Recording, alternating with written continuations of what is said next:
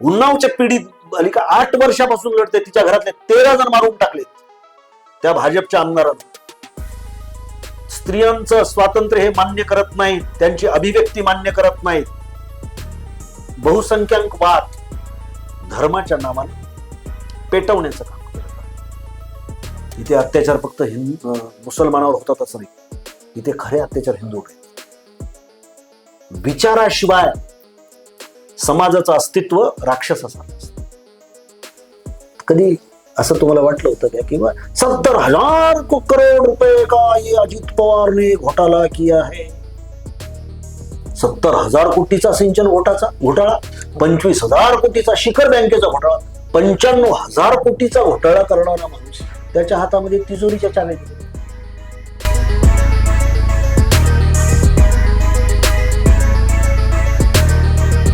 नमस्कार, मी गणेश शिंदे. आपल्या सर्वांचं युवाराज्य न्यूज मध्ये मनपूर्वक स्वागत. आजच्या या विशेष मुलाखतीमध्ये आपल्यासोबत आहेत महाराष्ट्र प्रदेश काँग्रेस कमिटीचे ओबीसी सेलचे प्रदेशाध्यक्ष तथा काँग्रेस कमिटीचे प्रदेश उपाध्यक्ष आणि एक वैचारिक अभ्यासू, साहित्यिक, विचारवंत लेखक आणि नांदेडचं भूषण म्हणावं लागेल असं अत्यंत चांगले वक्ते, ज्यांच्या मार्गदर्शनातून हजारो तरुण घडले असं व्यक्तिमत्व म्हणजे प्राध्यापक डॉक्टर यशपाल भिंगे सर आज आपल्या युवराज्य न्यूजच्या स्टुडिओमध्ये आहेत. सर नमस्कार. सरांशी आपण संवाद साधणार आहोत कारण की सर नांदेडचे आहेतच. नांदेडमध्ये अनेक निवडणुका असतील आणि बरेच निवडणुका यशस्वी करण्यामध्ये देखील सरांचा हात आहे आणि त्यासोबतच महाराष्ट्रभर एक परिवर्तनवादी चळवळीमध्ये काम करणारे सर आहेत. सर एकंदरीत आपण आपल्याकडे काँग्रेस कमिटीचं ओबीसी सेलचं प्रदेशाध्यक्षपद देखील आहे. एकंदरीत आपण कुठेतरी राजकारणाकडे बघण्याचा दृष्टिकोन फार वेगळा झालाय. महाराष्ट्राचं राजकारण फार बिकट झालंय आणि विशेष आपल्याकडे प्रदेशाध्यक्ष त्या पदाची जबाबदारी देखील आहे. एका असा होता की हिंदू मुस्लिम चालायचं, परंतु आज कुठेतरी ओबीसी मराठा राजकारण चालतंय. एकंदरीत या सगळ्या परिस्थितीकडे आपण कसं पाहता, काय सांगाल? आपण फार चांगला प्रश्न सुरुवातीलाच विचारलेला आहे, त्याबद्दल मला खरोखरच आनंद वाटतो. सर्वप्रथम तुम्ही मला या ठिकाणी बोलवलं आणि मला माझं हृदयगत या ठिकाणी व्यक्त करता येतं याचा मला विशेष आनंद वाटतो. खरं तर कालचा दिवस जो होता तो तुम्हालाही माहिती आहे की काँग्रेस पक्षाचा स्थापना दिवस होता. कालच्या दिवशी काँग्रेस पक्ष हा 140 वर्षाचा झाला. 62 वर्ष स्वातंत्र्यपूर्व कालखंडामध्ये इंग्रजाच्या विरोधामध्ये संघर्ष करण्यामध्ये काँग्रेस पक्षानं व्यतीत केले आणि 78 वर्ष स्वातंत्र्योत्तर कालखंडामध्ये देशामध्ये आणि वेगवेगळ्या राज्यामध्ये त्यांनी सत्ता केलेली. आजच्या परिप्रेक्ष्यामधून जर आपण पाहिलं तर राजकारणामध्ये चांगली माणसं येऊ नयेत अशा पद्धतीची स्थिती आहे आणि वास्तव आहे. परंतु राजकारणाचा जो मूळ उद्देश आहे तो समाज अधिक सुदृढ करणं, समृद्ध करणं आणि प्रबुद्ध करणं आहे. तुम्ही पाहाल की स्वातंत्र्यपूर्व कालखंडामध्ये संघर्षाच्या भूमीवरती काँग्रेसचे जे जे नेते होते ते नुसते नेते नव्हते, तर ते फिलॉसॉफर होते, ते लेखक होते. म्हणजे गांधी फिलॉसॉफी ही तर जगभर प्रसिद्ध आहे. आज 210 देशामध्ये महात्मा गांधीजींचे पुतळे आहेत. बरोबर. पंडित जवाहरलाल नेहरू जेलमध्ये गेल्यावर ते डिस्कव्हरी ऑफ इंडिया लिहितात. अन्य पुस्तकं पण त्यांनी लिहिलेली आहेत. भगतसिंग क्रांतिकारक होते, त्यांच्यावरती 250 व्याख्यानं या महाराष्ट्रामध्ये दिलेली आहेत. भगतसिंग ज्या वेळेला जेलमध्ये होते त्यावेळेला त्यांची 404 पानाची डायरी आलेली आहे आणि ती प्रकाशित आहे. किती मौलाना अबुल कलाम आझाद घ्या, तुम्हाला कितीतरी लोकांची नावं सांगता येतील की जी माणसं एका बाजूला राजकारण करतायत तर दुसऱ्या बाजूला हा समाज कशा पद्धतीनं घडला पाहिजे, समाजाची जीवन पद्धती काय असली पाहिजे आणि देश बळकट समृद्ध होण्यासाठीचा आपल्या जगण्यामध्ये काय आधार पाहिजे याचं ते चिंतन करीत होते. त्यामुळे समाज देखील त्याच पातळीवर होता. कारण नेता असं पण ज्या वेळेला म्हणतो तो नेणारा असतो. मग तो समृद्ध भूमीवरती समाजाला घेऊन जाणार आहे का समाजाचं ज्या भागामध्ये वाटोळ होणार आहे तिकडे वळवंटात घेऊन जाणार आहे, हे ठरवणारा नेता असतो. परंतु तुम्ही बघा की जेव्हापासून संघानं या देशाच्या लोकशाहीच्या गळ्यावरती आपला हात मजबूत केलेला आहे, तेव्हापासून हिंसा वाढत गेलेली आहे. पूर्वी भांडणं होत नव्हती मी म्हणत नाही, परंतु त्या भांडणाचं स्वरूप तुम्ही जे सांगितलं त्या पद्धतीचं असायचं, कारण त्याला एका देशामध्ये पार्श्वभूमी आहे.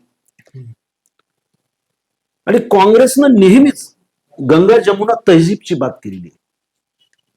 तुम्ही आजही बघा, देशाचा इतिहास काढून बघा, देशाच्या संदर्भामध्ये जर विचार केला तर सम्राट अशोकाच्या नंतर अकबराचं नाव घेतलं जातं. हे कोणाला आवडो ना आवडो, हे सत्य आहे, वास्तव आहे. बरोबर. कारण देश बांधणारा विचार ज्यांनी केला त्याला इतिहासामध्ये स्थान मिळालेलं आहे. आपण शिवाजी महाराजांचा इतिहास अभिमानानं सांगणारे लोक आहोत. शिवाजी महाराजांच्या इतिहासामध्ये काय आहे? नुसते लढाई आहेत. शिवाजी महाराजांच्या 50 वर्षाचा जीवनाचा पट जर बघितला तर त्यामध्ये जिंकलेल्या लढाईपेक्षाही तुम्ही बघा हरलेले आणि तह केलेले लढाई जास्त आहेत. लढाईसाठी महाराज प्रसिद्ध नाही, परंतु इतिहासाची कलम ज्यांच्या हातात होती त्यांनी मात्र शिवाजी महाराज हिंसक स्वरूपामध्ये उभं करण्याचं काम केलं. महाराजांनी शेतकऱ्यांच्यासाठी काम केलेलं. महाराजांनी 18 पगड जातीतल्या लोकांना राज्य व्यवस्थेमध्ये दिलेलं स्थान याच्याबद्दल कोणी बोलत नाही. महाराज मुस्लिमांचा द्वेष करण्याचं प्रतीक म्हणून इथल्या इतिहासकारांनी त्यांचा वापर केलेला आहे. कारण आम्ही बहुजन समाजातली मंडळी त्यावेळेला लिहितही नव्हतो आणि वाचतही. पण जेव्हा आमच्या हातामध्ये इतिहासाची पुस्तकं पडली त्यावेळेला आम्हाला शिवाजी महाराजांचा इतिहास म्हणजे ज्यामध्ये मुस्लिम हे आमचे शत्रू आहेत असं वाटलंय. महाराजांच्या राज्य व्यवस्थेमध्ये मुसलमानांची काय संख्या होती हे गोविंदांना पानसरेंनी तर शिवाजी कोण्या पुस्तकामध्ये मांडलेलंच आहे.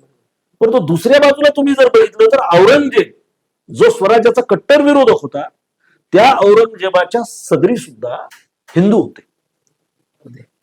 स्वराज्याचं सगळ्यात मोठं नुकसान कोणी केलं? मिर्झा राजे जयसिंगांनी केलं. कारण 23 किल्ले त्या तहामध्ये द्यावे लागले. महाराजांच्यावरती संकट आलं, त्यांना आग्र्यामध्ये कैदेमध्ये ठेवण्यात आलं.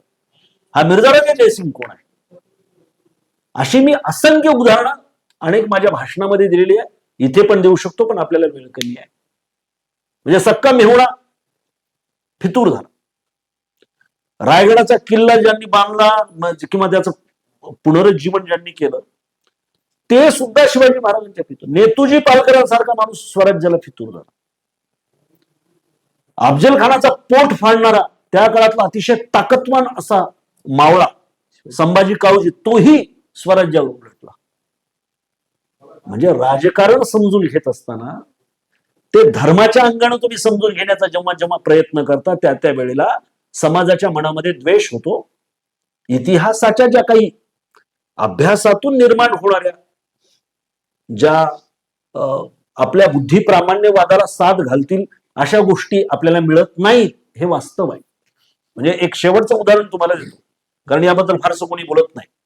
आपण निजामी राजवटीमध्ये वावरणारे लोक, माझे आजोबा तर स्वातंत्र्य सैनिक होते, 10 महिने तुरुंगात होते. निजामी राजवटीमध्ये सुद्धा काय सांगितलं जातं की हिंदूंच्यावरती प्रचंड या ठिकाणी अत्याचार रजाकारीमध्ये झालेले आहेत. रजाकारानं फक्त हिंदूवर अत्याचार केलेले आहेत, मुसलमानांच्या वरती केलेले आहेत. माझ्याकडे यादी आहे. शोएबुल्ला नावाचा त्या काळातला स्वातंत्र्यप्रिय लोकशाहीवादी पत्रकार होता. रजाकारांनी त्याला गोळ्या घातल्या आणि त्याचा उजवा हात तोडला, कारण त्यानं तो लिहित होता.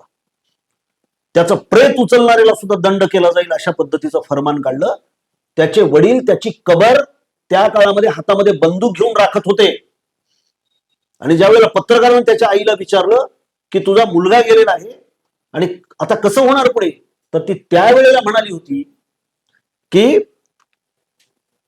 मेरा लाल वे आहे, मेरा लाल वे आहे, मगर मेरा जवाहरलाल बाकी आहे. अरे वा, हे किती लोकांना माहित आहे. म्हणून राजकारण याच्यासाठी आहे की आपल्याला हा समाज सुंदर करायचा, समृद्ध करायचा, प्रबुद्ध करायचा, हे मी सुरुवातीला बोललोय. त्यामुळे मी आजही तुमच्या चॅनलच्या माध्यमातून हे सांगू इच्छितो, जोपर्यंत विचार करणारी माणसं राजकारणात येत नाहीत तोपर्यंत आपल्या देशाचं वाटोळच होत राहणार आहे. आणि म्हणून मी राजकारणाचा विचार करतो तो हा करतो, कारण राजकारणामध्ये माणसं कोणती येतात? ज्यांना पैसे कमवायचे आहेत, ज्यांच्याकडे काळे धंदे आहेत. आणि आपल्या इथली जी लिडरशिप आहे, अगदी मी काँग्रेसच सांगतो की या लिडरशिपनं सुद्धा चांगली माणसं कधीही उजेडात आणलेली नाही, हे वास्तव आहे. आणि म्हणून ओबीसी मधून कोण आणायचे? तर ते बलाढ्य ताकदवान आहेत आणि ज्यांची बुद्धी कमी आहे, कानापेक्षा काठी मोठी नको, कारण हे भयग्रस्त लोक आहेत. यांच्या मनामध्ये भीती असते की चांगली जर माणसं आली तर आपलं राजकारण संपेल, आपलं नेतृत्व दुबळं होईल. आणि म्हणून ही भीती मनामध्ये ठेवून त्यांनी जे काही राजकारण केलेलं आहे ते सगळं राजकारण समाजाला मातीमध्ये घालणार असं राजकारण आहे. त्यामुळे आज जननायक राहुलजी गांधी ज्या पद्धतीनं मांडणी करतायत की कोंबडा आधी की अंडा आधी असा जो प्रश्न आहे तसाच आहे. आधी नेत्यानं सवय लावली का खरोखरच समाज बिघडलेला आहे? तर माझं मत असं आहे, समाज बिघडलेला नाही, नेत्यांनी लावलेल्या सवयी आहेत. कारण सगळ्यात सोपं इलेक्शन, पैसे वाटून निवडून येण्याचं इलेक्शन सगळ्यात सोपं असतं. कारण तिथं भूमिकेची गरज नसते, फिलॉसॉफीची गरज नसते, संवादाची गरज नसते, कार्यकर्त्याची देखील गरज नसते. आणि आज हे भयानक वास्तव जे आम्ही मागच्या 10-20 वर्षापासून बोलतोय ते भयानक वास्तव आज तुमच्या पुढे आहे की कार्यकर्ताच मोडून गेलाय. कार्यकर्त्याची गरजच नाही. गावामध्ये पैसे वाटायला 2 त्या ठिकाणी लाभधारक तुमचे असतील तर तुमचं राजकारण यशस्वी झालं. तुम्हाला सभेची गरज नाही, तुम्हाला भाषण करण्याची गरज नाही, तुम्हाला मुद्दे मांडण्याची गरज नाही. अशी परिस्थिती कोण आणली? तर भांडवली राजकारण करणाऱ्या मंडळींनी यांनी. आणि भाजपनं तर आता या सगळ्यांमध्ये एकदम आघाडी घेतलेली आहे. कंटेनरच्या कंटेनर पैसे आणून उभे करायचे. आणि कार्यकर्ता कुठं राहिला? बुद्धिजीवी कुठं राहिला? अहो, पूर्वी बघा तुम्ही, आपल्या इथे सुद्धा मराठवाड्याचं मी उदाहरण देतो, आपल्या इथं शेतकरी कामगार पक्ष होता, आपल्या इथं कम्युनिस्ट पक्ष होता, आपल्या इथं शिक्षक मतदारसंघातून, शिक्षक संघटनेतून लोक निवडून येत होते, पदवीधर मधून पदवीधर निवडून येत होते. आता बघा तुम्ही काय झालंय, कुठलेच मतदारसंघ आता कुणासाठी राखीव नाहीये, सगळे भांडवलदारांनी त्याचा कब्जा केलेला आहे. मग ह्या सवयी मोडल्याशिवाय राजकारण शुद्ध होणार नाही.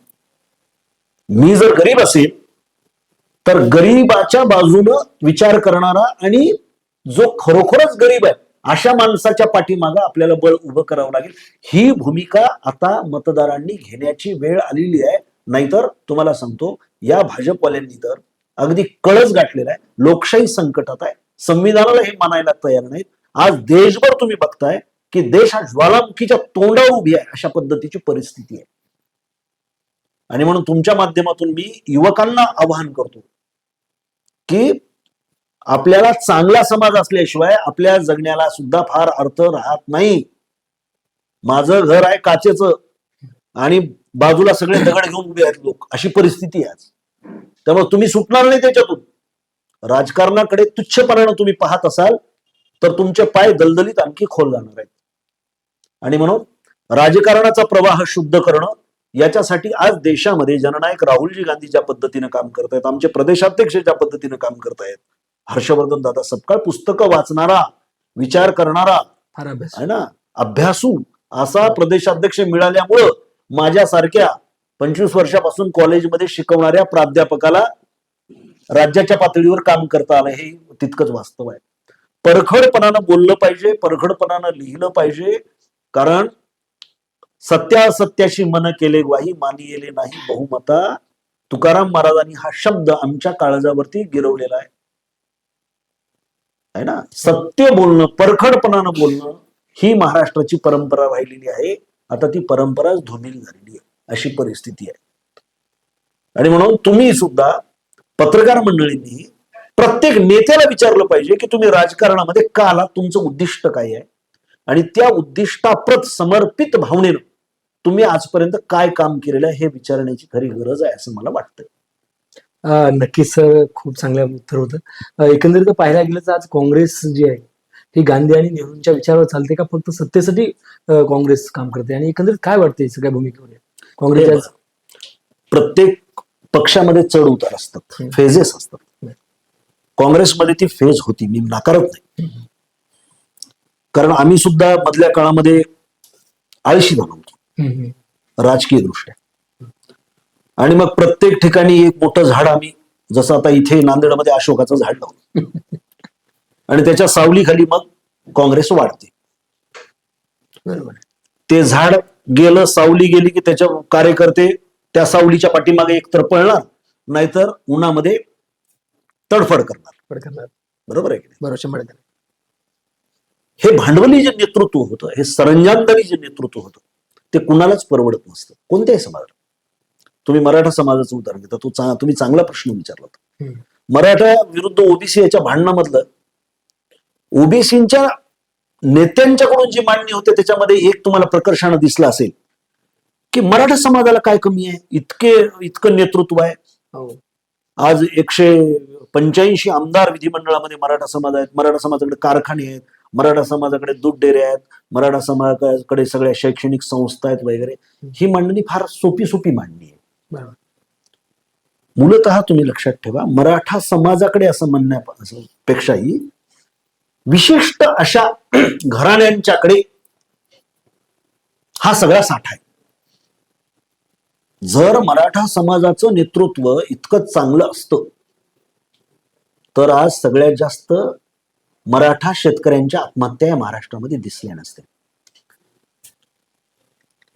म्हणून शेतकरी म्हणून मराठा मरतोय, बेरोजगार म्हणून मराठा वावरतोय, शेत मजूर म्हणून तो दुसऱ्याच्या दारावरती जातोय.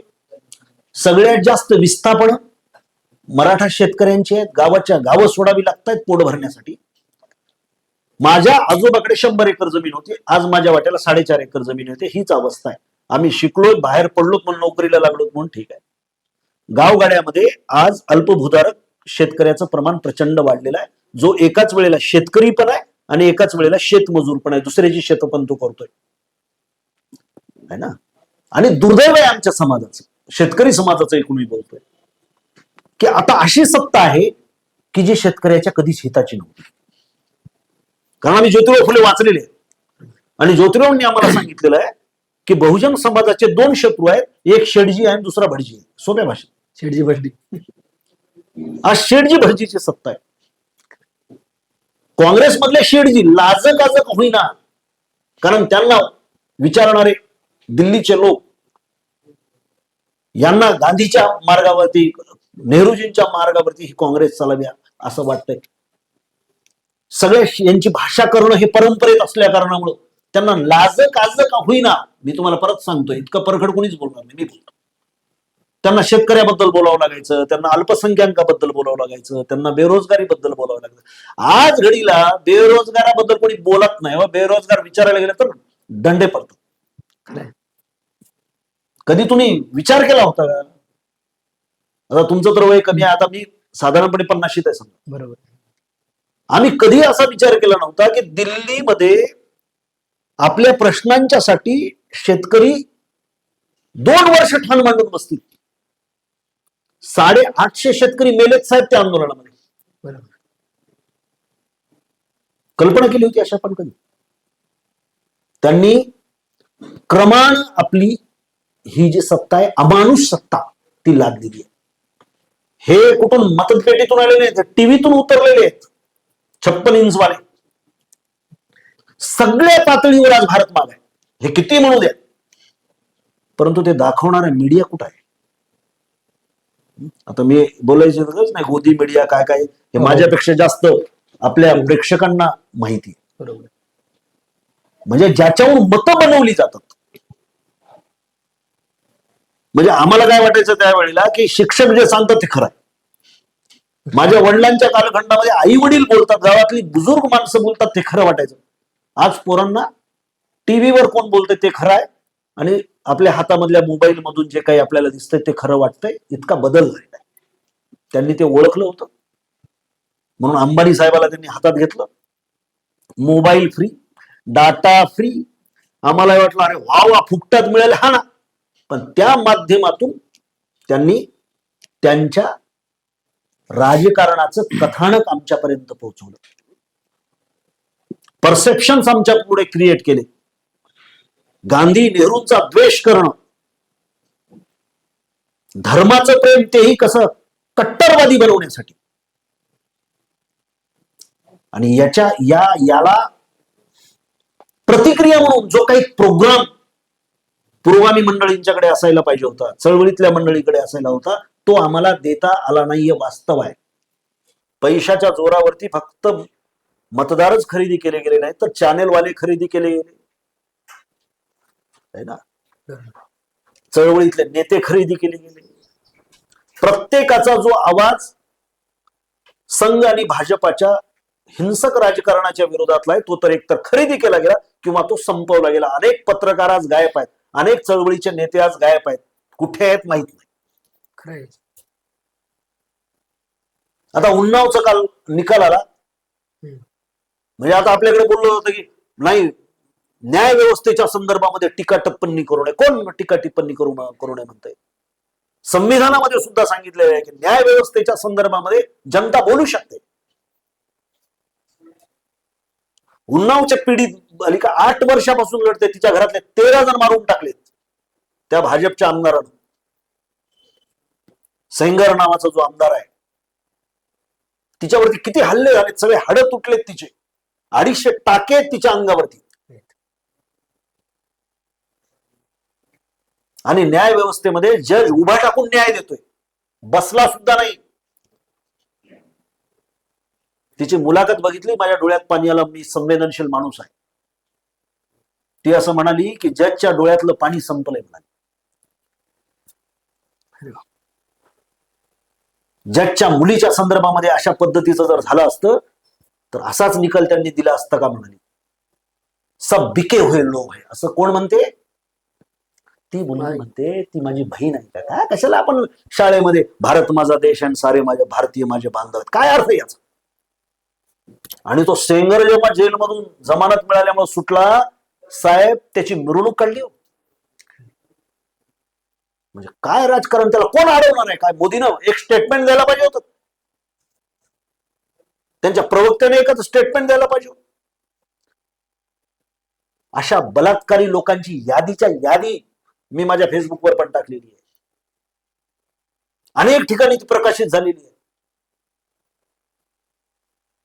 त्याचं कारण असं आहे की सत्ता म्हणजे नुसती सत्ता नसते, तर त्याच्याकडचा एक दृष्टिकोन असतो. आणि यांचा दृष्टिकोन चातुर्वर्ण्य व्यवस्थेची पुनश्च एकदा उभारणी करणं यावर आधारित असणारा मनुस्मृतीचा दृष्टिकोन आहे. न स्त्री स्वातंत्र्यम अर्हती, स्त्रियांचं स्वातंत्र्य हे मान्य करत नाहीत, त्यांची अभिव्यक्ती मान्य करत नाहीत. आणि त्यामुळे स्त्रियांच्या अत्याचाराच्या संदर्भामध्ये हे तोंड उघडत नाहीत, यांची भूमिका नाही.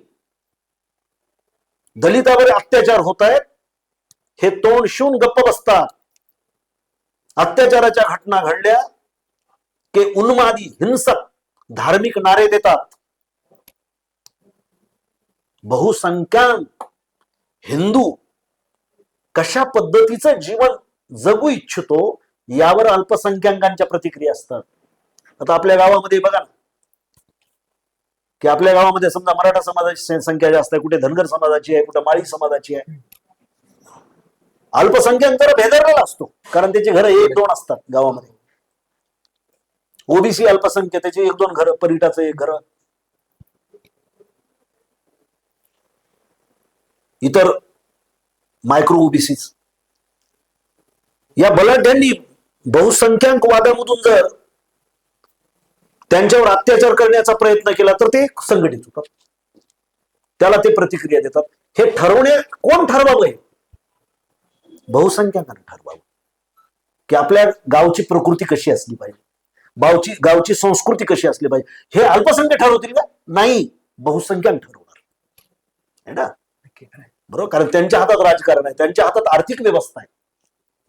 देशाचंही असंच आहे. गल्लीत वेगळं दिल्लीत वेगळं नसतं. तुम्ही कधी बघा, तपासून तुमच्या गल्लीत जे असतं ना ते दिल्लीत असतं, फार काही वेगळं नसतं. म्हणून इथं आता बहुसंख्याक वाद धर्माच्या नावानं पेटवण्याचं काम केलं जातंय आणि हे भयंकर आहे. ते किती भयंकर आहे हे आता हळूहळू दिसायला लागलं. लोकांना पहिल्यांदा तर धर्माची ऊब मिळू लागली. ते बेडूक जसं पाण्यात असताना थोडं पाणी गरम झाल्यावर कोमट झाल्यावर बरं वाटतं, पण ते उकळायला लागल्यावर बेडकाला उडी मारावीशी वाटते. आज आक्रोशित आहे समाज हा सगळा. इथे अत्याचार फक्त मुसलमानावर होतात असं नाही, इथे खरे अत्याचार हिंदूवर आहेत. बरं आलं का लक्षात? त्यामुळे हिंदू मुस्लिम करणारे जाती जातीमध्ये भेद निर्माण करणारेच आहेत. आज तुम्ही बघताय ना किंवा मराठा ओबीसीचे वाद लागल्याशिवाय ह्यांचं राजकारण गावात लोकच राहू शकत नाही. कोण आहे यांचा मतदार? अल्पसंख्याक समाज यांच्याकडे नाही, बौद्ध समाज यांच्याकडे नाही, मराठा समाजामध्ये सगळा वर्ग यांच्याकडे नाही. जे पळून गेले ईडीच्या भीतीने वगैरे त्याच्यासोबत चिटकून गेलेले तेवढे असतील काही लोक. परंतु आजही शिवाजी महाराज, अहिल्यादेवी होळकर, छत्रपती शाहू महाराज, ज्योतिराव फुले, बाबासाहेब आंबेडकर, अण्णाभाऊ साठे यांचं तत्वज्ञान मान्य असलेला समाज आहे. तो अडाणी असेल हो, परंतु या सगळ्या विचारधारेचं प्रतिबिंब त्याच्या वर्तनामध्ये आहे. सगळ्यांना सोबत घेऊन चालण्याची एक नीती असते बघा, ती नीती बिघडवायची. कारण यांचं देशावर प्रेम नाही. यांचं देशावर प्रेम असतं तर यांच्या कार्यालयावर झेंडा फडकवला असता नीतीने. देशाच्या स्वातंत्र्यामध्ये यांनी बलिदान दिलं असतं. उलट देशाच्या स्वातंत्र्यामध्ये हे फितूर होते, यांनी माफ्या मागितलेल्या आहेत. शिवाजी महाराजांच्या काळामध्ये तर काही वेगळं होतं का? महाराजांच्या राज्याभिषेकाला विरोध करणारे याच प्रवृत्ती आहेत. स्वराज्याचे 2 तुकडे कोण केले? कोण केलं विभाजन स्वराज्याचं? होळकरशाहीमध्ये तुम्ही काय वेगळं आहे म्हणता? बरोबर. आपण आता तर काय सगळा इतिहासच विभाजित केलाय ना जातीच्या नावावर. सांगा ना, सगळी होळकरशाही गिळंकृत करण्याचा प्रयत्न कोणी केला? दुसऱ्या बाजीराव पेशव्याने ज्या वेळेला विठ्ठोजी होळकरांची हत्या केली शनिवारवाड्यापुढे, हत्तीच्या पायाखाली देऊन, यशवंतराव होळकरांचे सख्खे भाऊ, त्यावेळेला दिल्ली दरवाजावर बसून हा दुसरा बाजीराव पेशवे खदखदा हसत होता. शाहू महाराजांचं वेदोक्त प्रकरण कोणी केलं? तुम्ही शूद्र आहात, तोंडावर सांगितलं की तुम्हाला वेदोक्त मंत्र म्हणण्याचा अधिकार नाही, पुराणोक्त मंत्र आम्ही म्हणू. कोण? पदरी असलेला नोकर म्हणतोय, पुरोहित. मी जातीचं बोलत नाही, प्रवृत्तीबद्दल बोलतोय. फडणवीस वेगळ्या प्रवृत्तीच्या नाहीये, आणि फडणवीसच्या चेहऱ्यावर लागलेला शेंदूर अनेक वेळेला निघालेला आहे, दगड दिसलेला आहे लोकांना.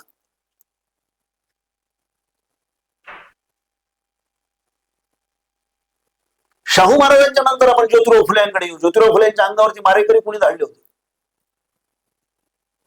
बाबासाहेब आंबेडकरांसारखा प्रकांड पंडित, बुद्धिवादी माणूस या चातुर्वर्ण व्यवस्थेमध्ये किती भाजला गेला. अण्णाभाऊ साठेंची काय गत केली यांनी? आणि म्हणून लोकांना हे माहिती आहे वेगवेगळ्या पद्धतीनं, आणि म्हणून लोक तिकडे जात नाहीत. कधी लक्षात ठेवा तुम्ही, अतिरेकी विचाराचा भारत कधीच नव्हता आणि कधीच राहणार नाही. यांनी कितीही प्रयत्न केला तरी फक्त ही फेज आहे. आणि त्याला आमच्या इथलं जे परंपरेनं चालत आलेलं भांडवली नेतृत्व सुद्धा कारणीभूत आहे. कारण हे नेतृत्व सुद्धा राजकीय दृष्ट्या साक्षर असेल, परंतु सामाजिक सौहार्द राखण्याच्या संदर्भातली एक फिलॉसॉफी जी पारंपरिक आहे त्याच्या बाबतीत अनभिज्ञ आहे. अशोक चव्हाणांनी बाबासाहेबांवर बोलावं, अशोक चव्हाणांनी शिवाजी महाराजांवर अर्धा तास बोलावं. मी नाव त्यांचंच म्हणून घेत नाही, बरोबर आहे. द्वेष मी करायचं म्हणून बोलत नाही, उदाहरण मी आता जवळचं म्हणून घेतलंय. अजित पवारांनी बोलून दाखवावं, एकनाथ शिंदेनी महाराष्ट्राच्या इतिहासावर बोलून दाखवावं. म्हणजे गांधी नेहरूंच्या पासूनची परंपरा. आपल्या बाजूला विठ्ठलराव नाईक होते कम्युनिस्ट पक्षाचे, खलतेची ती थैली घेऊन एसटी मध्ये बसून जायचे. आमच्या इथे उद्धवराव पाटील होते, आताच्या धाराशिव, म्हणजे मागे आपण उस्मानाबाद म्हणत होतो, धाराशिव जिल्ह्यात आहे ना, होतेच की नाही हे लोक त्यावेळेला. आणि रात्री 12-1 वाजेपर्यंत सभा चालायची आणि मांडणी व्हायची. त्यावेळी तर साक्षरतेचं प्रमाण एवढं नव्हतं, लोक ऐकायचे. विचाराशिवाय समाजाचं अस्तित्व राक्षसासारखं असतं, जनावरासारखं असतं. आणि यांच्या फिलॉसॉफीमध्ये आहे, गोळवल गुरुजीनं बंच ऑफ थॉट मध्ये जे आहे, हे उर्वरित सगळ्या चातुर्वर्ण व्यवस्थित पीडित सगळा समाज जो आहे तो गुलाम झाला पाहिजे, विचारापासून यांची फारकत असली पाहिजे, आणि त्यावर आधारित राजकारण करतायत. आणि आपले भांडवलदार मग जात फात इथं नाही काही. नाहीतर यांनी भलं केलं असतं. मी सांगितलं ना, शेतकरी एकही मराठा शेतकरी, ही जर मराठीची सत्ता असती तर एकही मराठा शेतकरी मेला नसता. सर हे सगळं एवढं काही जर असताना आज कुठेतरी वाटतं की काँग्रेस संपत्ती काय, तरुणांनी मग याकडे कसं पाहायचं तरुणांना. आणि तुम्ही जे आज बोलताय ते प्रगटपणे कोणी बोलायला देखील तयार नाही. अभ्यास आहे, ज्ञान आहे, परंतु बोलत नाही. कारण की जी परिस्थिती पाहतोय, कारण की आज सत्तेतले लोक देखील गुपचूप भाजपाकडे वळत आहेत. फार अडचण आहे. या संदर्भात कसं पाहता, तरुणांना काय सांगाल तुम्ही? मुळात तुम्हाला एक सांगतो, आणि काँग्रेस तरी कुठेतरी विचारधारा पसरवण्यात कमी पडते आणि त्यामुळेच काँग्रेस कुठे संपली असं हे बघा, आता माझ्यासारखा माणूस, तुम्ही मला चॅनलवर बोलवलं म्हणून मी आलो. मी सांगितलं मीडिया आता कोणी फुकट येऊन तुमच्या बातम्या करत नाही, हे वास्तव. मीडियाबद्दल बोलायचं बरोबर आहे ना. आणि त्यामुळे आज अनेक लोकांनी चॅनल्स बंद केले आहेत. आपला मीडिया सोशल मीडिया म्हणतात. आणि तुमच्यासारखी जी तरुण पोरं धडपडत आहेत, सत्य मांडण्याचा प्रयत्न करतायत, त्यांना प्रचंड प्रतिसाद मिळतो. रवीश कुमार त्या चॅनलवर, त्याला बिचारायला किती पगार होती मला माहित नाही, पण आज त्यांच्या सबस्क्रायबर बघितले तर रवीश कुमार कितीतरी आर्थिकदृष्ट्या पुढे गेलेला आहे असं आपल्याला वाटतं. म्हणजे हे दोन्ही गोष्टी आपण लक्षात घेण्याची गरज आहे. कारण भारताची मूलतः प्रकृतीच, मी म्हटलं तुम्हाला, हिंसक कधीच नाही. आपला समाज, आपल्या गावातले लोक बघा, समन्वय असतो नेहमी. ही समन्वयाची धरती आहे. कारण इतक्या विचारधारा आहेत तिथं. बुद्धिझम मांडणारे आपल्या, चार्वाकाचं लोक आहेत, तत्वज्ञान मांडणारे आपल्या इथं लोक आहेत. एका कुटुंबामध्ये एक भाऊ जैनिझम मांडणार आहे, दुसरा भाऊ बसवेश्वराचा अनुयायी आहे. आता आपल्याला हे सगळं उजेडात आणलं. आणि तुम्ही जसं माध्यम वापरताय तसं माध्यम आपल्याला आता लोकप्रबोधनासाठी वापरावं लागेल. संतांनी सुद्धा अतिशय अवघड परिस्थितीत काम केलं का? फार चांगली स्थिती होती, सांगायचं अवघड. त्यावेळेस तर पूर्ण मुंडकच छाटायचे ना. तेव्हा न्याय म्हणजे काय होता? न्याय व्यवस्था कुठली नव्हतीच ना, कुठली लोकशाही कसं. परंतु संतांनी शब्दाला त्या ठिकाणी महत्व दिलं. त्यांना माहित होतं प्रबोधनाचं महत्व काय आहे. आता लोकांना वाटतं ऐकूच नाही जे प्रबोधन, पैसे वाटो. तुमच्या गावात किती लोक आहेत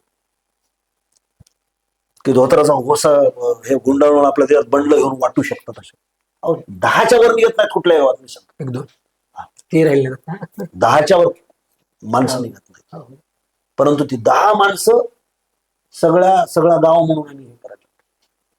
ह्याला पर्यायी कार्यक्रम हा आपल्याला देता आला पाहिजे, आलं लक्षात. आणि तो देण्याचं खरोखरच काम आज मन लावून जर गोर करायला तर राहुल गांधी करायला. कोण बोलतो आज नेता एखादा कि पैसे मत बांटो, लोगों को भूमिका जाके बोलो, क्या है अपनी भूमिका. वोट देंगे तो अच्छी बात, नहीं देंगे तो भी अच्छी बात है. लोगों को दारू मत पिलाओ. कारण एक इलेक्शन आलं तर तुम्ही मी गावात राहता, आम्ही राहतो, एक इलेक्शन आलं तर नवीन 10-20 दारुडे वाढाले. काय आहे निवडणुका? कुणाच्या हितासाठी आम्ही करतो हे सगळं, है ना. आणि हे कोणताही नेता बोलायला आज तयार नाही. आणि बोलणारा नेता समाजाला वाटतं, कारण समाजाच्या डोळ्यापुढे आज अंधारी पडदा आहे, तो आपल्याला दूर करावा लागणार आहे ना. आणि म्हणून तुम्ही जो मला आता प्रश्न विचारला होता की याला आपल्याला पर्याय देता येतात, संघटितपणानं ते द्यावे लागते. एकदम तुम्हाला यश नाही मिळणार. आता लोकांना काय वाटतं, जो विजय झाला ना, जो जिता वही सिकंदर. अरे जो जिता वही नुसता सिकंदर नसतो, बऱ्याच वेळा तो बंदरच असतो. कारण त्याला माहित असते मी कसा निवडून आलो. आपलेच बॅनर आपल्याला लावून लागतात. भाऊचा वाढदिवस, भाईचा वाढदिवस, अण्णाचा वाढदिवस, याचा वाढदिवस, अण्णाचाच खर्च असतो. आणि सर एकंदरीत पाहायला गेलं तर लोकसभेला खूप चांगल्या प्रकारे महाविकास आघाडीला यश मिळालं होतं. पण तेच वेळेस 6 महिने देखील टिकवता आलं नाही. विधानसभेच्या वेळेस खूप मोठा लॉस झाला आणि महायुतीला प्रचंड यश मिळालं. आणि हे नेमकं काय परिस्थिती होती, नेमकं जे आपले जे काही बदल झाला होता लोकसभेच्या काळामध्ये, तो बदल काँग्रेसला टिकवता आला नाही, अपयश आहे काय नेमकं? हे बघा, मला तुम्ही सांगा की लोकसभेला यश आलं, ही गोष्ट खरी आहे, बरोबर आहे. आता मी तुम्हाला विचारतो की लोकसभेला महाविकास आघाडीला मतदान करणारा मतदार, त्याच्यानंतर काही महिन्यामध्येच विधानसभा होत्या, त्या विधानसभेमध्ये चक्क पाठ फिरवलं. हो. आंतरराष्ट्रीय मीडियामध्ये याची चर्चा झाली. निवडणूक आयोगाच्या संदर्भामध्ये दाट संशय तिथूनच निर्माण झाला. आणि राहुल गांधीनं तर ते सगळं मांडलं, दूध का दूध, पाणी का पाणी. तेव्हा करून काहीच फरक पडला नाही. काँग्रेसची लढाई भाजप विरुद्ध नाही. मी परत परत तुम्हाला सांगतो, काँग्रेसची लढाई निवडणूक आयोगाच्या विरोधात आहे. काँग्रेसची लढाई ईडीच्या विरोधात आहे.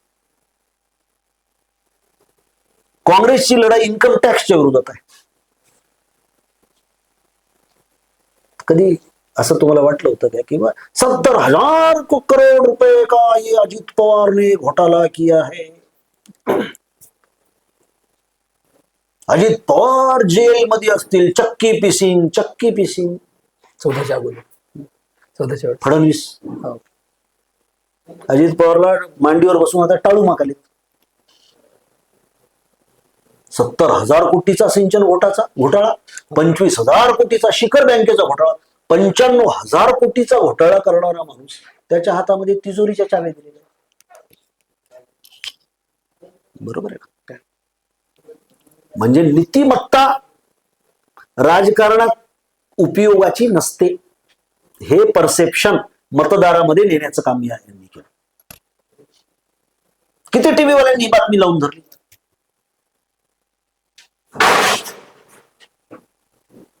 परसेप्शन क्रिएट करण्यामध्ये यांचा हात कुणीच धरू शकत नाही. त्याचं कारण असं आहे, सगळा मीडिया यांचा बटीक आहे.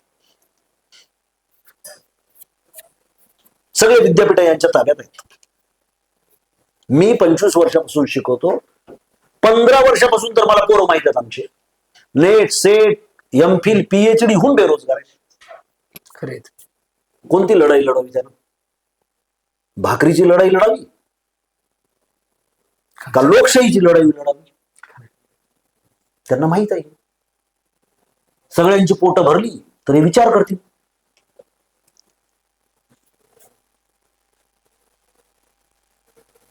यांना जगण्या मरण्याच्या संघर्षामध्ये अडकून टाकलंय सगळा वर्ग. कामगार तर मोठ्या प्रमाणावर यांनी तोडूनच टाकलाय. कशाचं काय राहिलेच नाही या सगळ्या जागतिकरणाच्या प्रक्रियेत. कामगार तर हा वर्ग संपलाय. एक काळ मुंबईवर कामगारांचं राज्य होतं. आज तुम्हाला काय दिसते? असंघटित कामगार आहे. आज संघटित कामगार नावाची गोष्ट आता नाहीच. आज आदिवासीचे रट्टे खाली तुम्ही बघा. जिथे जिथे जंगलामध्ये आदिवासी तिथे तिथे ती जंगलं तोडण्याचा सपाटा लावलेला आहे. कारण विकृत जे लोक असतात ना, त्यांची विकृती फक्त एकाच साईडची नसते, सगळ्या बाजूनी ते विकृत असतात. स्त्रियांच्या बाबतीत, अल्पसंख्याकांच्या बाबतीत, बेरोजगारांच्या बाबतीत, शेतकऱ्यांच्या बाबतीत, पर्यावरणाच्या बाबतीत, सगळ्या बाबतीत ते विकृत असतात.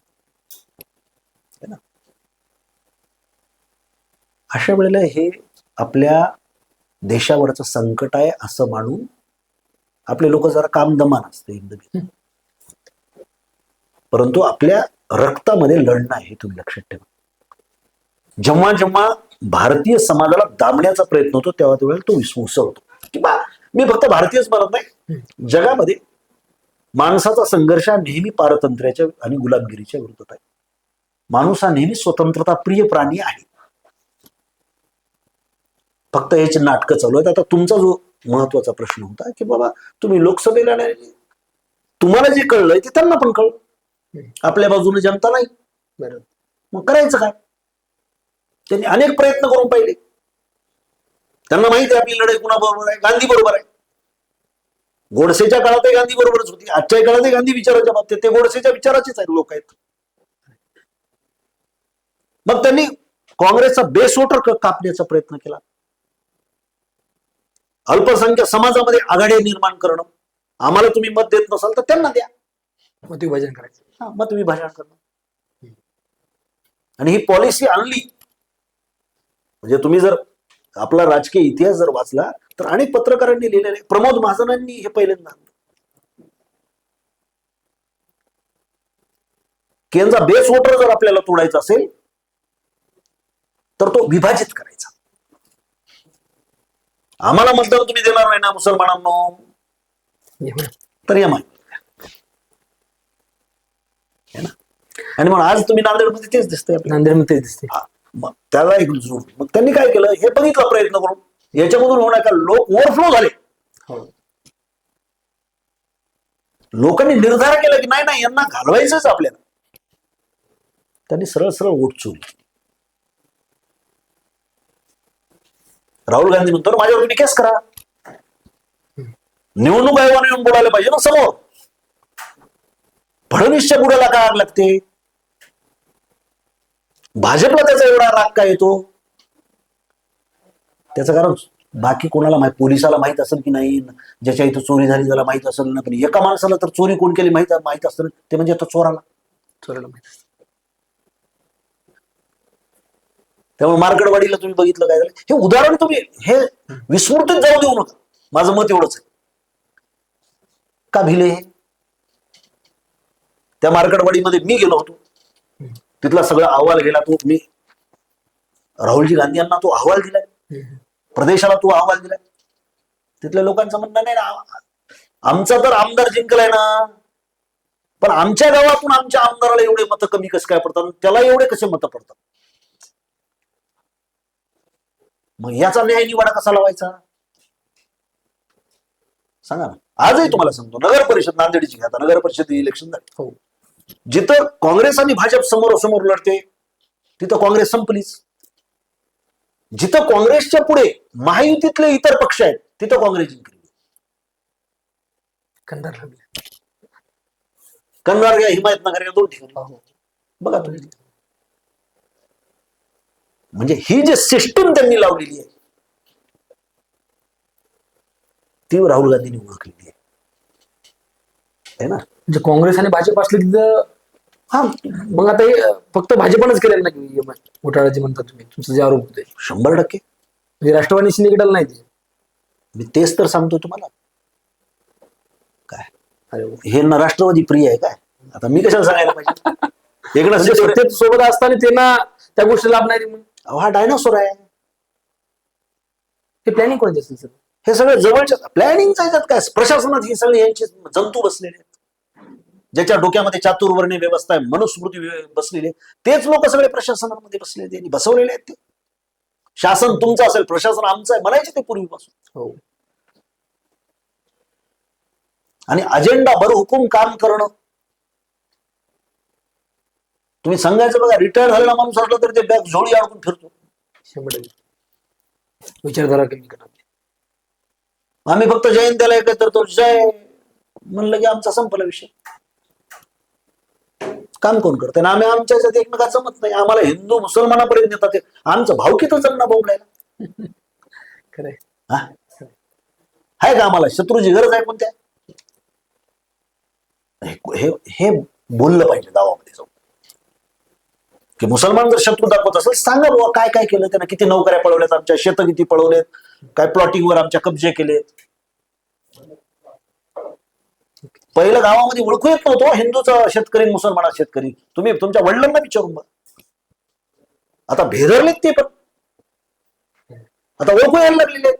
त्यांनाही वाटायला लागले की आता आपण सुरक्षित झालं पाहिजे, आपण आपली वेगळी ओळख आपली राहिली पाहिजे. हा परिणाम आहे बहुसंख्याकवादाच्या प्रताडणीचा. हा परिणाम आहे. आणि म्हणून आमचं सरळ तत्वज्ञान आहे, माणूस कुठे जन्माला येऊ कोणाच्या हातात नाही. तो कोणत्या धर्मात यावं कोणत्या जातीत यावं त्याच्यासाठी काय आम्ही अर्ज केला नव्हता ना, देवाच्या नावानं ना अल्लाच्या नावानं ना गॉडच्या नावानं ना कोणाच्याच नावानं.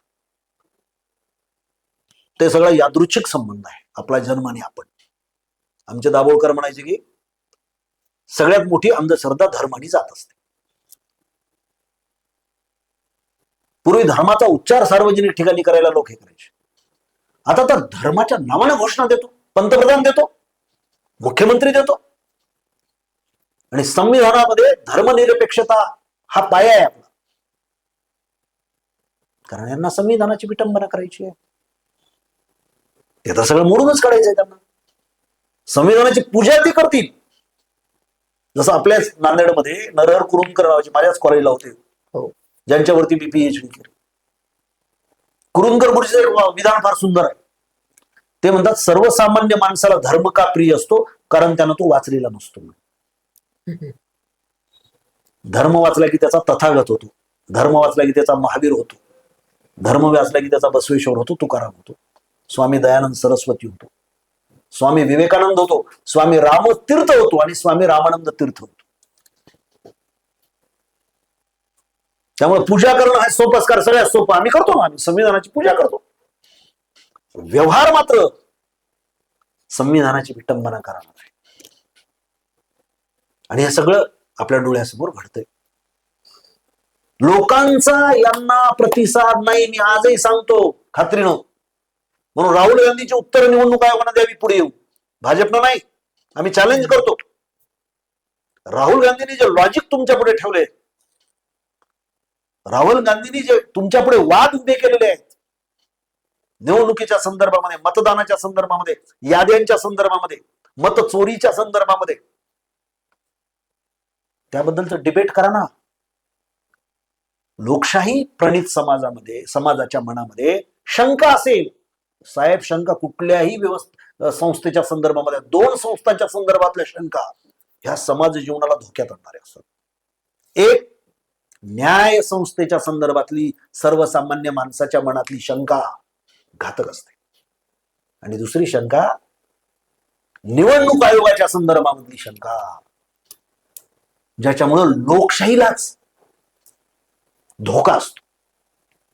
आज तुम्ही बघताय का नाही, दोन्ही संस्थांच्या संदर्भातले शंका. आणि मग यांनाही माहित आहे आपण निवडून येऊ शकत नाही लोकांच्या ह्याच्यावरती. आज पंजाबमध्ये स्थानिक स्वराज्यामध्ये काही काही गावामध्ये एक मतदान आहे भाजपला, एक. का जिंकणार आहे ते लोक विचारायला? मीच म्हणून नाही, मी लोकांचा एक प्रतिनिधी आहे म्हणून मी म्हणतोय, या शंकाचं निरसन करण्याचं काम कोणाचं आहे?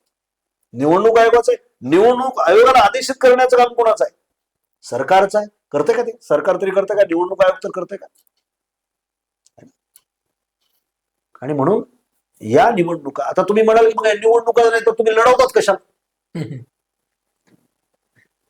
लोकांना वाटेल तुम्ही जिंकणार. आणि हे खरं सांगतो, याच्या पाठीमागचा त्यांचा उद्देश हाच आहे की म्हणू द्या भाजप मॅनेज करतं, मशीन टॅम्पर होतं, तुम्ही म्हणा, पण त्याच्यातून एक परसेप्शन जातं सर्वसामान्यांच्या मध्ये, अरे हेच निवडून येणार आहे तर आपलं मत कशाला वाया घाला. समजायला का? म्हणजे आणि चांगला माणूस उभा टाकणार नाही, आणि चांगला माणूस उपाय टाकणार नाही. आणि हे सांगतात आधीच, माझ्याकडे प्रवेश कर, बी फॉर्म घेऊन जाय, आलास निवडून तू. कस काय यांचा प्रदेशाध्यक्ष म्हणतो 80% जागा आम्ही निवडून आणतो आधीच? अरे भविष्य व्यक्ती आहात तुम्ही, कोण आहात तुम्ही? आणि मग मुख्यमंत्री होतात गाजावाजा, काय कोण यांचं मिरवणूक नाही, कुठं काय नाही लोकांच्या मध्ये. उलट त्याच्याही कपाळावर प्रश्नचिन्ह आणि मतदाराच्याही कपाळावर प्रश्नचिन्ह. अरे कसं काय निवडून आले? तेही मग चिमटे घेऊन बघाले, आईला मी कसं काय आलो निवडून. थट्टा आहे सगळी चालली. आणि म्हणून जबरदस्त मोठा संघर्ष या लोकशाहीमध्ये, या देशात आवश्यक आहे. जनतेला हे मनापासून वाटलं पाहिजे. नाही आता वाटणार जगात जनता आता ताप्त्या तव्यावर उभी आहे. फक्त आता आम्हाला चारित्र्य आपलं सांभाळून जनतेच्या पुढे जायला पाहिजे. नक्कीच सर, सांगितलं की एपी फॉर्म घेऊन जाणे निवडून या सांगितलं. एकंदरीत सर आज जर परिस्थिती पाहायला गेली तर राजीव सातव साहेब हे राहुल गांधी यांचे फार जवळचे मित्र होते आणि त्या घराण्याशी फार संबंध सातव साहेबांचा होता. आणि तरी त्यानंतर 2 वेळेस विधान परिषद दिली, तरी पण त्यांच्या पत्नीनं भाजपात प्रवेश का केला, याकडे काय पाहता? म्हणजे काँग्रेसची काही विचारांचा अभाव. एखाद्या अन्याय केला तर बदलणं वेगळे, परंतु अन्याय तर नव्हताच. अहो ते अन्याय न्याय याच्यापेक्षा विचारांचा अभाव असतो ना, तिथं व्यवहारातलं दारिद्र्य असतं. तुमच्याकडे विचारांचा अभाव आहे, त्यामुळे व्यवहारात तुमच्या दारिद्र्य आहे. मला तुम्ही सांगा, आता थोडं एक वेगळं उदाहरण देतो तुम्हाला. आपल्या इथं देवांचा देव कोण आहे? महादेव. बरोबर आहे. आपल्या इथं प्रत्येक गावात महादेवाची म्हणतात. महादेवाची प्रतिमा बघा कशी. महादेव स्मशानात राहतो, अंगाला राख फासतो, वल्कल गुंडाळलेली आहेत. हो. बरोबर आहे. गळ्यामध्ये सर्प आहे, हो. डोक्यावर जटा आहे, जटेमधून गंगा वाहते म्हणून त्याला गंगाधर म्हणतात. तिसरा डोळा आहे, कंठ निळा आहे. काय असा देव कसा असतो? जगात आहे का असा देव? जगण्याचं तत्वज्ञान तो तुम्हाला शिकवतो. आता हे आपल्याला सांगावं लागेल. तांब्यावर पाणी ओतल्यानं महादेव प्रसन्न होणार. महादेव काय सांगतोय, त्याच्या प्रतीकांच्या मधून तो आपल्याला काय शिकवतोय हे समाजाला कळलं पाहिजे. महादेव विरक्ती शिकवतो. बुद्धानं काय शिकवलं? जैनांच्या मध्ये काय आहे? शीख संप्रदायामध्ये काय आहे? कुराणाच्या मध्ये काय आहे? चला, सगळे धर्म फकिरीवर उभे आहेत. बसवांनी 12व्या शतकामध्ये विभूती ओढली, ज्याला आम्ही इबीत म्हणतो गावाकडे. काय त्याचा अर्थ? मी अनेक लिंगायत समाजातल्या माझ्या मित्रांना विचारलो. बसवांना सांगतायत की बाबा, तू जेव्हा ही राख ओढतोस त्यावेळेला स्वतःच्या मनाला सांग, शेवटी तुझी राख होणार आहे. तेव्हा भ्रष्ट वर्तन करू नकोस. हुंड्यासाठी सुनेला जाळून मारू नकोस. भावकीच्या धुरे टोकरू नकोस. याच्यासाठी ती राख आहे. विरक्तीशिवाय संस्कृती फुलत नसते. आणि आता तर प्रत्येकाच्या तोंडातून लाळ व्हायला लागली. मला काय मिळतं? प्रत्येकाला श्रीमंत व्हायचं बा. श्रीमंतीचं आकर्षण आजच्या काळामध्ये जेवढं दिसतं ना, मी कधीच बघितलं नव्हतं. तुम्ही तुमच्या वडिलांना विचार करा.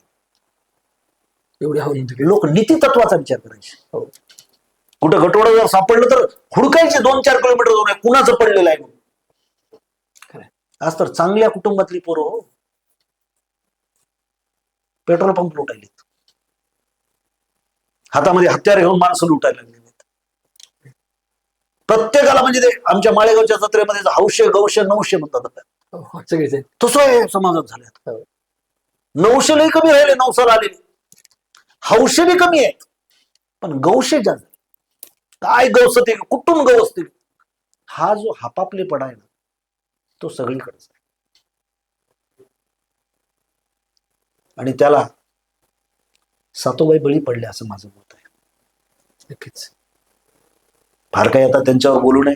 स्त्रियांच्या बद्दल नकारात्मक बोलणं ही काही माझी प्रकृती नाही. ठीक आहे. एकतर सगळ्याच क्षेत्रामध्ये स्त्रियांचं प्रमाण कमी आहे. हो, बरोबर. राजकारणामध्ये आहे बाई, तुम्हाला शुभेच्छा. जा कुठेतरी जा. स्त्रियांच्या त्या वर्गाबद्दल काही चांगलं करता आलं तर बघा, आम्ही शुभेच्छा देतो. काय टीका तर खूप झालेली आहे महाराष्ट्रभर. मी काय वेगळं बोलण्याची. सर, आता उद्या नांदेड महानगरपालिकेची फॉर्म भरण्याची शेवटची तारीख आहे.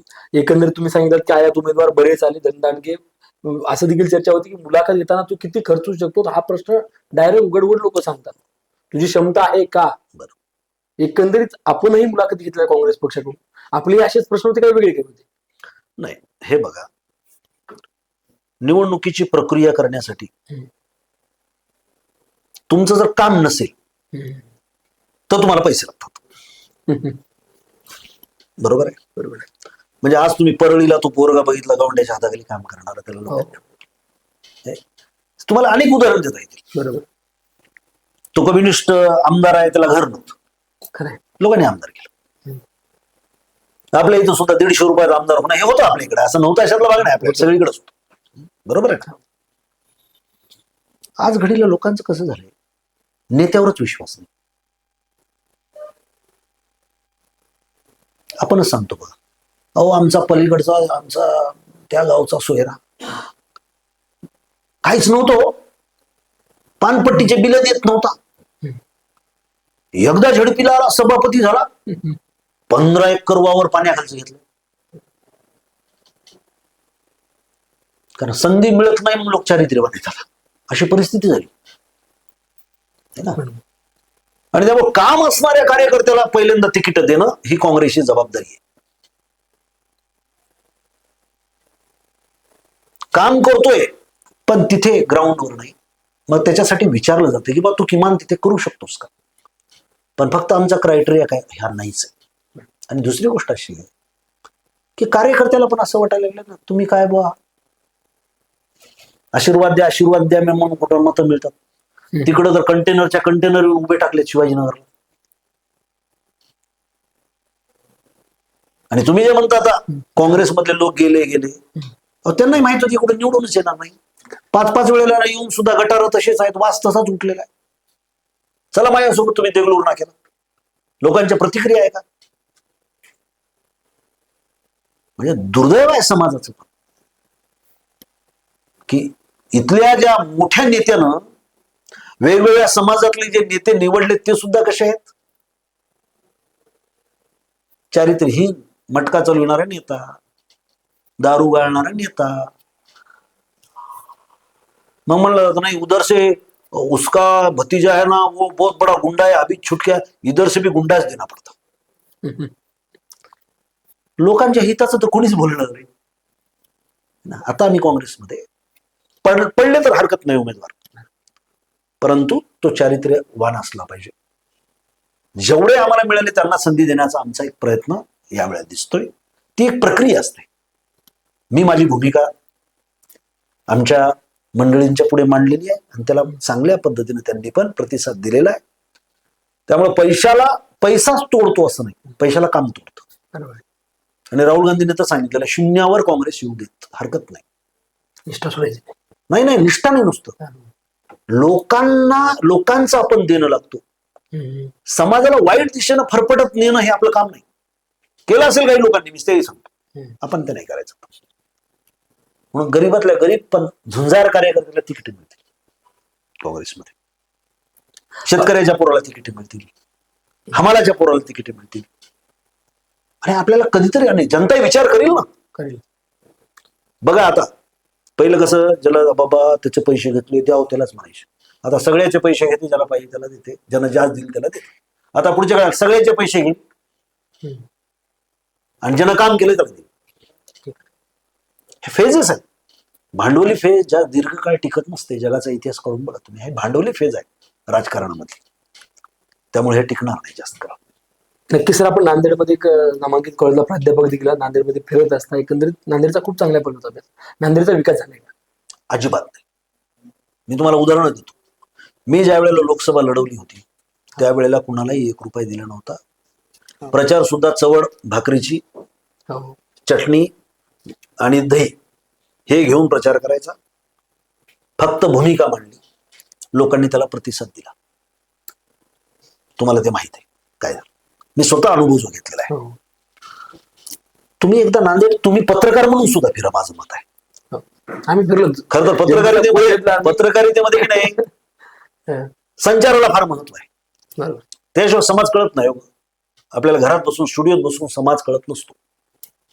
मला तुम्ही सांगा, नांदेडची जर प्रगती झाली असते, तेलंगणाच्या बाउंड्रीवरच्या 40 गावांनी सांगितलं की आम्हाला तेलंगणात जायची परवानगी द्या, मुख्यमंत्र्याला त्यांनी पत्र लिहिलं. एक उदाहरण, मुखेड तालुक्यामध्ये मी गावाच्या गावात फिरलोय. मुखेड तालुक्यामध्ये काही गावामध्ये मायग्रेशन, विस्थापन 45% आहे. म्हणजे साधारणपणे 50% गाव हे उठून गेलं. वाळवंट, दगड, गोटे काय नाही, कुठलीच नाही प्रगती. आज तुम्ही शहराचं, ज्याला महानगरपालिका आहे, या प्रशासक राजमध्ये काय भ्रष्टाचार झाला याच्या पुढे आम्ही काँग्रेसवाले काढूच त्यांनी. आम्हाला माहिती आहे काय ते आमचे मुद्दे असणारच आहे. सगळ्यात महत्वाचा मुद्दा, तुमचं शहर ट्रॅफिक ग्रस्त झालंय की नाही, तुमचं शहर तुंबलंय की नाही. एक रस्ता दाखवा तुम्ही चांगला. एक जर तो एअरपोर्टचा, हे सगळे भांडवलदार आणि बडे लोक येतात, तो जर रस्ता सोडला तर नांदेडमधला एक रस्ता चांगला दाखवा. नांदेडमध्ये कचरा कोंडी झाली की नाही, कचऱ्याची कोंडी. नांदेड शहर धूळग्रस्त झालंय की नाही, प्रचंड धूळ आहे नांदेडमध्ये. सर्व प्रकारचं प्रदूषण नांदेडमध्ये आहे. नांदेडमधली गुन्हेगारी किती वाढलेली आहे, मी सांगायची गरज आहे तुम्हाला? लोकांना सांगायची गरज आहे ती? बरेच चौकात गोळीबार वाढले. नांदेडमध्ये तरुणांच्या मध्ये व्यसन आली. तुम्हाला त्या काळात बिडी सिगरेट हे, आमच्या काळात आम्ही ज्यावेळेस कॉलेजला होतो त्यावेळेस पानपट्टीवर उभं राहिले तर लोक बघायचे, मास्तर येते का कुठून, घरचे येतील का कुठून. आता तर ड्रग्सच्या मिळक्यात नांदेड. मग ज्यांच्याकडे आम्ही गल्लीपासून दिल्लीपर्यंतचा सगळा कारभार दिला होता ते लोक अपयशी नाहीत असं तुम्ही म्हणाल. मग आपलं अपयश झाकण्यासाठी चादर पैशाची अंतरलेली आहे.